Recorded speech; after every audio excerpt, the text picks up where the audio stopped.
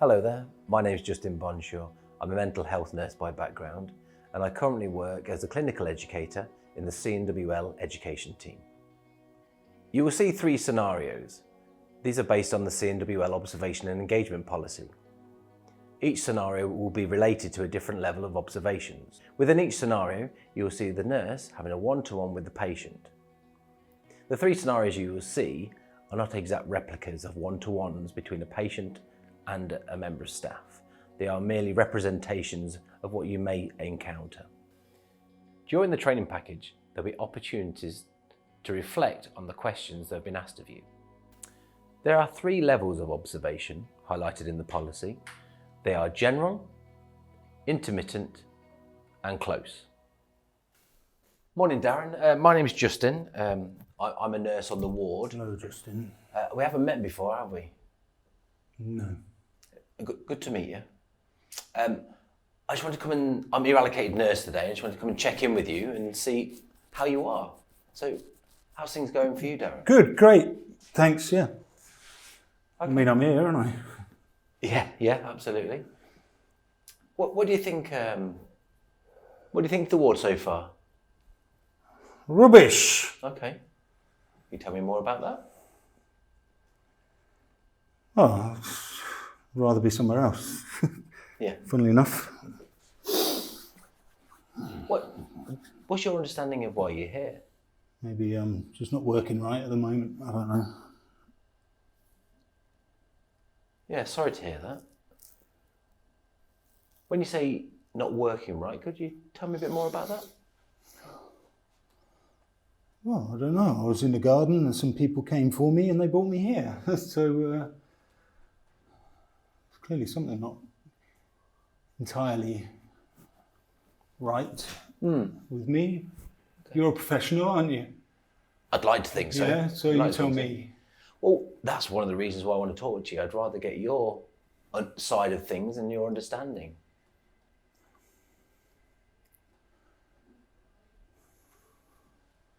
Well, apart from anything else, okay, I'm not sleeping. Right. Okay, because I just around everywhere, I'm being watched, you're being watched, I'm being observed. Yeah. Constantly. Why is that? Why? Has anybody explained that to you? No. No. That's why I'm asking you. I'm more than happy to explain. So when anybody's in a hospital like this, a mental health hospital, for everybody's safety, we have CCTV. My own safety. For yours and for mine, for all of us.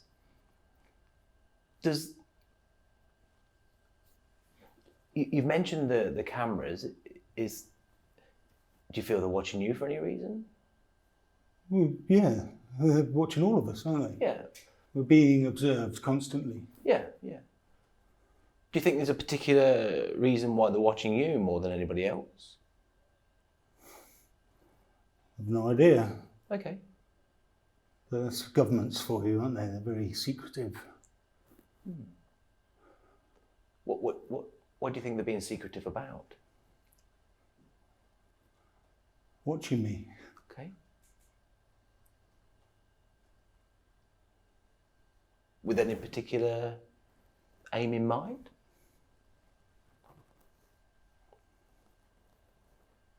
I don't know. Okay. That's why they're being secretive, isn't it? Right.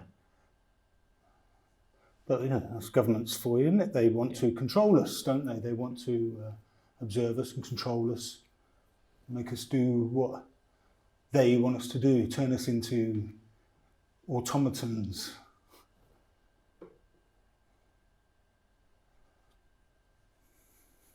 How does that make you feel?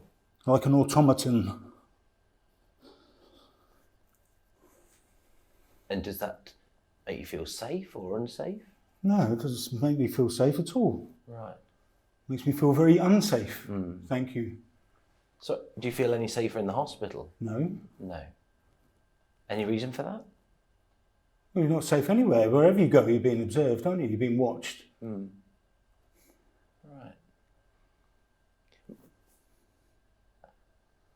Would you say you're feeling distressed at the moment about the whole situation? I do, actually, yeah. I feel quite distressed. Okay. But I don't know what to do. I've got no escape. I'm not sleeping. There's a thing in there. What's it? What they call lack of sleep?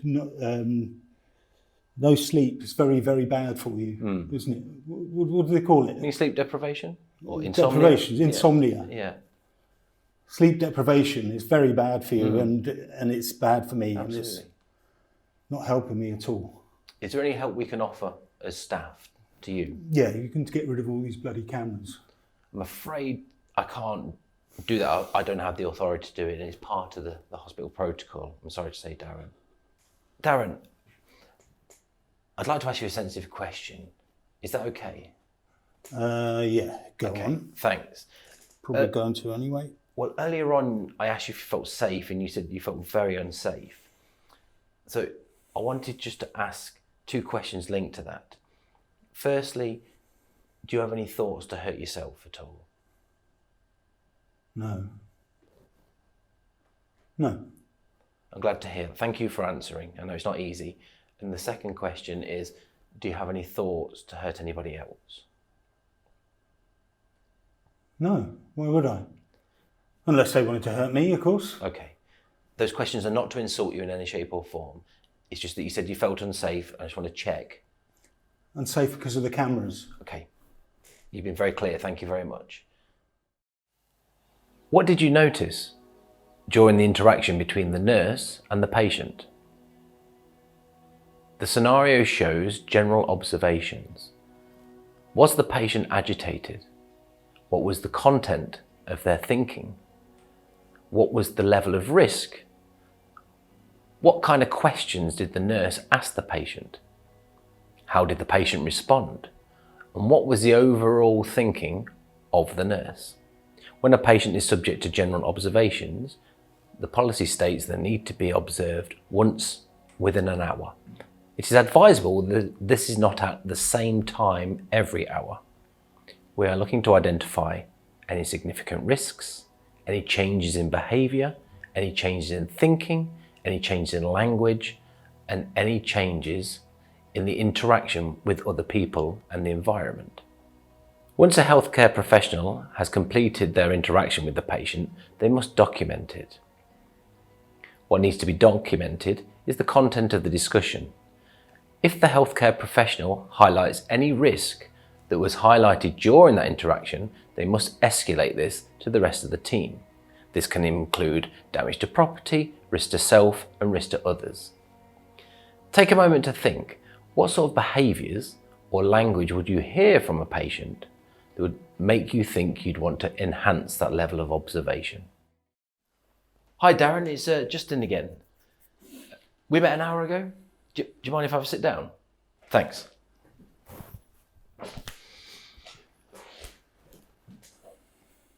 How's the last hour been, Darren?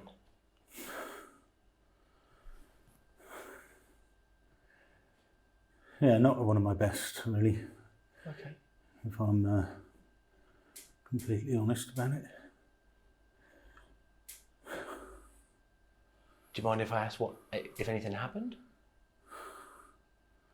I just don't want to be here, that's all. I can't bear these cameras staring at me. That one up there, it's moving, it's following me around the room.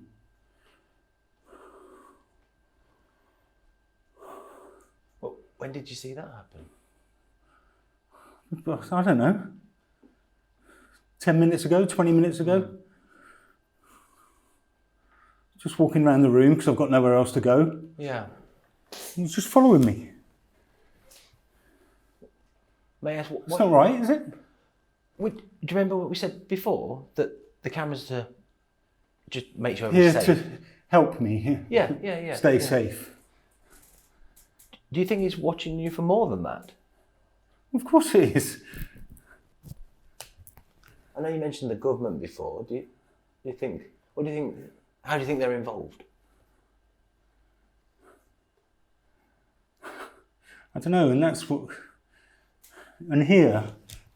tears me up. What do they want from me? They want something. Is it my money? I've got money.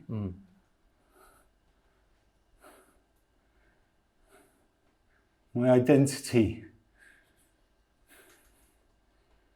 They want something.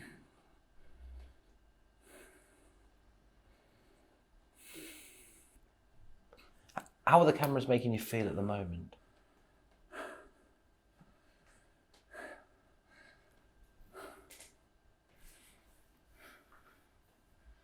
I'd actually quite like to smash them up. Can I smash them up? What do you think could happen if you did? It wouldn't help, would it? No. I want to acknowledge that I can see this is upsetting you. Can you? Yeah, absolutely. I can see that you're upset. I can't move the cameras, and you mentioned about smashing them. Can I just ask you a question about that? Would you actually? I'm not going to smash them. Okay. Thank you for clarifying. I just want to make sure. I want to. I just. Sure. I just don't know what to do. Is there anything we can do to help? I think you've already answered that for me, haven't you? Okay. Can't remove them. Can't turn them off.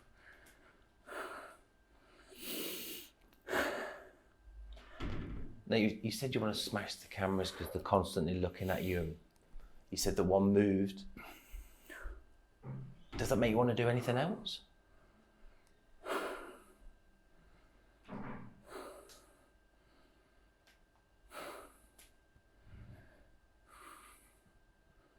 No. Okay. You remember before I asked you two quite sensitive questions? Do you mind if I just ask those again? Just to clarify. So you said that the cameras don't want to make you do anything else. Just so I'm clear, they make you want to hurt anybody else? Only the people operating them. Okay. Do you know who they are? We all know who they are. Just say it one more time for me. Is it the government? Is it the government? I don't know, I'm asking. Is it the government? That's what you said before, wasn't it? You know it's the government.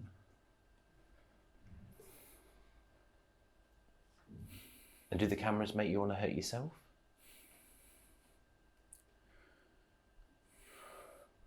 If I get hurt smashing them up. No. No.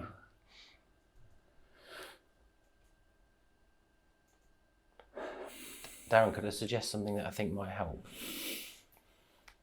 Please. I would like to talk to the staff and consider the idea that we come and see you a little bit more frequently. I was going to suggest come and see you every 15 minutes. Just to check that you're safe, check that you're okay. Because you've talked about wanting to smash the cameras. And just want to make sure you're all right. Fine. Okay. I'll leave you now and chat to the team, and then I'll come back and tell you what we're going to do. Is that all right, just so you're totally informed?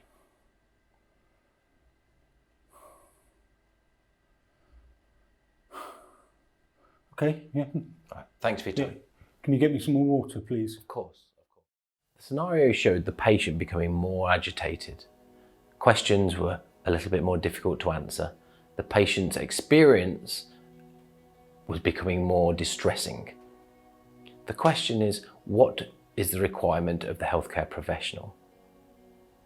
The requirement is to discuss what they've observed with the rest of the team and formulate the safest possible plan, which supports the patient to have space to discuss their concerns, but at the same time increases the level of observation. At this point, it's what is called intermittent observations. The policy states that intermittent observations can be every 15, every 20, or every 30 minutes.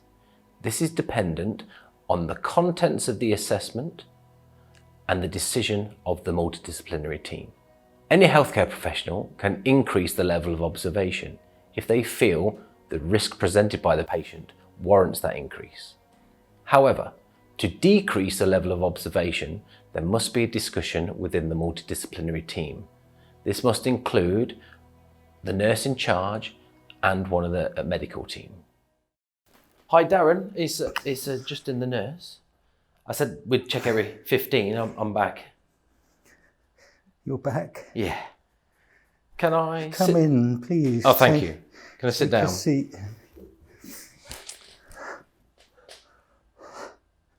How you feeling at the minute? Top of the world, Ma. Okay.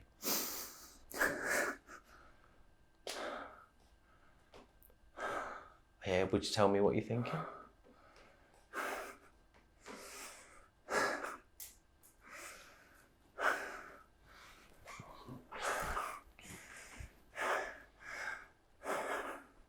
I can't have these cameras in here.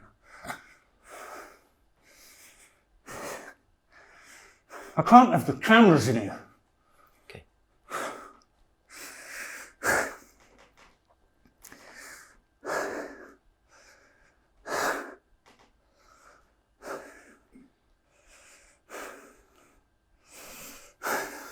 Darren,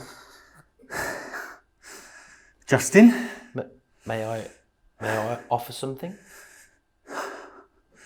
What you got? Sometimes when people feel like yourself, we offer a certain type of medication that helps. Would you be interested?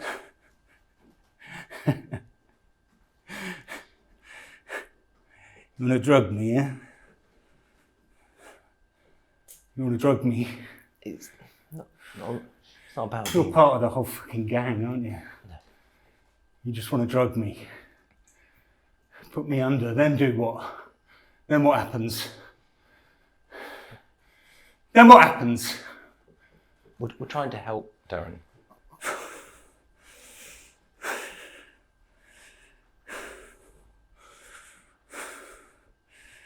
You're trying to help yourselves. You're not trying to fucking help me.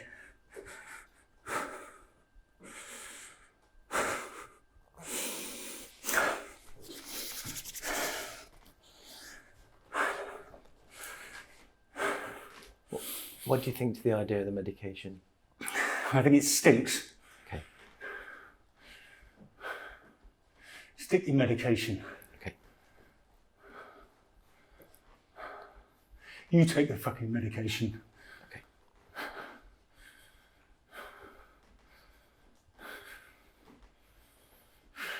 Are we done? Yep. We're done. Thank you.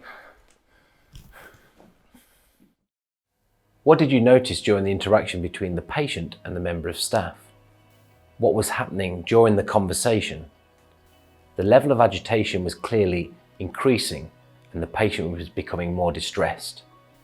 The nurse decided that it wasn't safe to remain in the room and it was necessary to leave and discuss with the multidisciplinary team about the next step of the patient's care. After the healthcare professional has ended their interaction with a very agitated patient, they must consider the following actions. Is the patient a risk to themselves or others? Who have they escalated the concerns to? Do they need to increase the level of observations immediately? And what is the safest treatment plan?